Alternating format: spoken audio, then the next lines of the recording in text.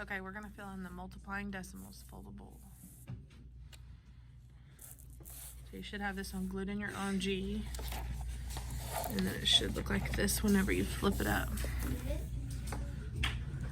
If you don't have it, go ahead and get it glued in. So the first step when you multiply decimals is we're gonna multiply like normal.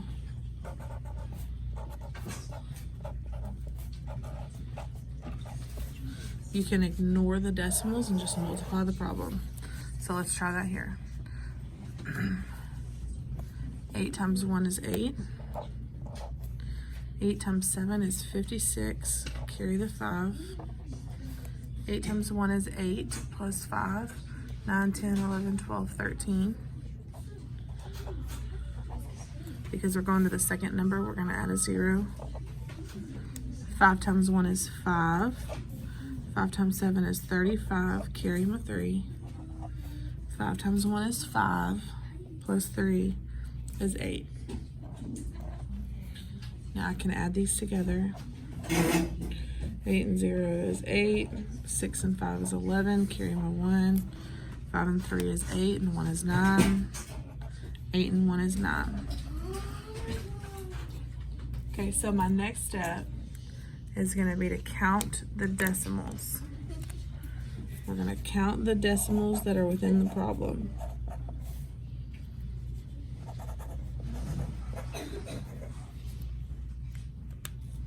Okay, what I mean by this is the number of decimals that are given in the original numbers. These are after the decimals. So we're talking about both numbers anywhere that there's a decimal in the problem. So for example, 17.1, how many numbers come after the decimal? 1. 5.8, how many numbers come after the decimal? 1. So altogether in this problem, how many numbers came after the decimal? The answer is 2. Okay, so total in this problem, 2 numbers came after the decimal points. Okay, so we're going to put the same number of decimals in the answer.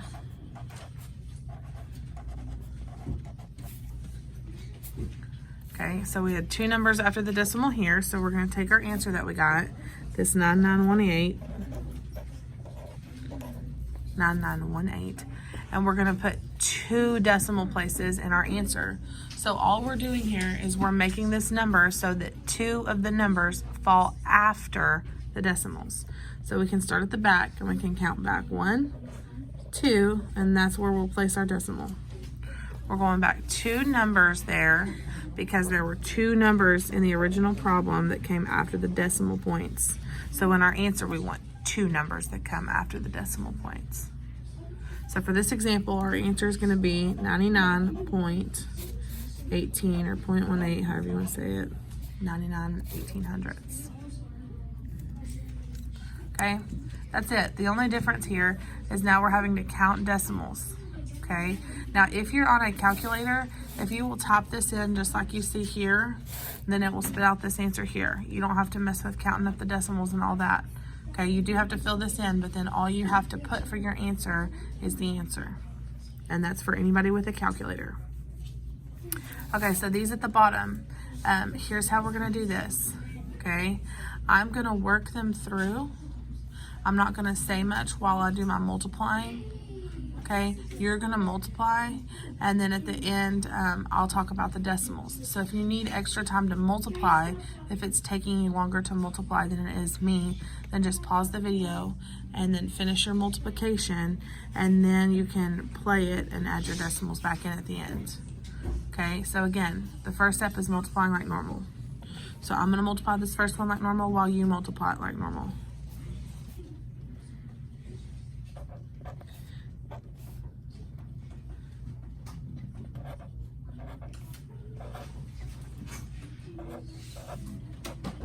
If you get stuck, you can always kind of look up here and get a little help.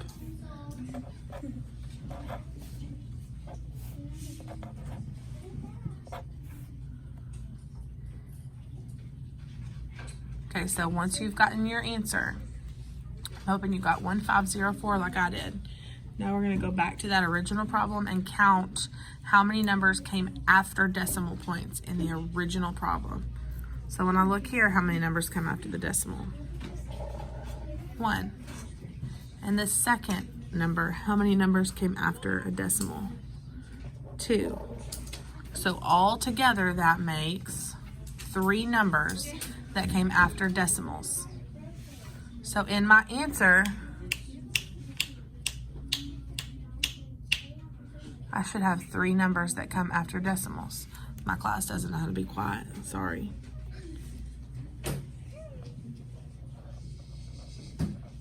So my decimal is going to end up going between the 1 and the 5.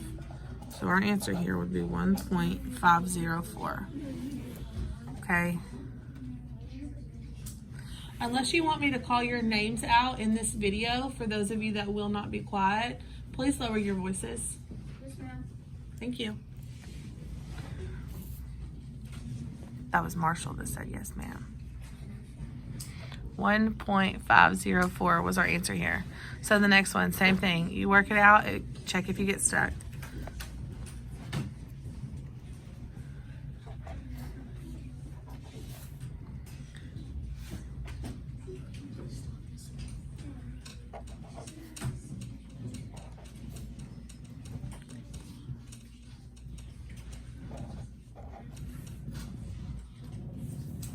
Okay, so I'm not multiplying the 0 out by anything because I know that if I multiply 0 by stuff, I'm just going to have a row of zeros. So I'm going to stop once I get my 9.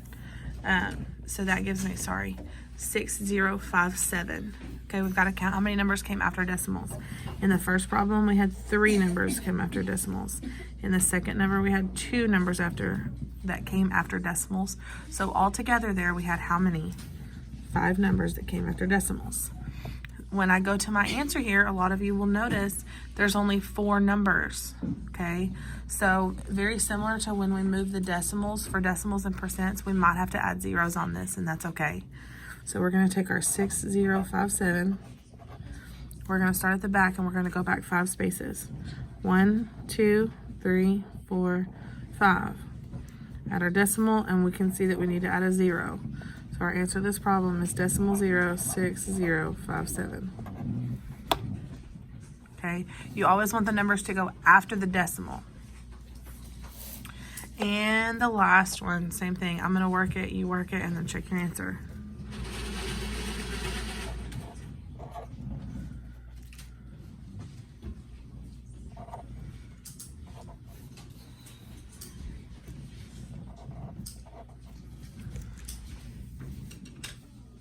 Okay, so you should have gotten 32005, and in the first problem we had 2 numbers come after the decimal, but in the second number we don't have any, and that's okay. That just means we don't have any decimals to add there. So altogether this problem had 2 numbers that came after decimals. So in my answer now, I'm going to make it to where 2 numbers come after decimals. So that will make my answer 320 decimal 05. All right, that's it. Yay. Woohoo. Go put the Chromebook up and plug it in.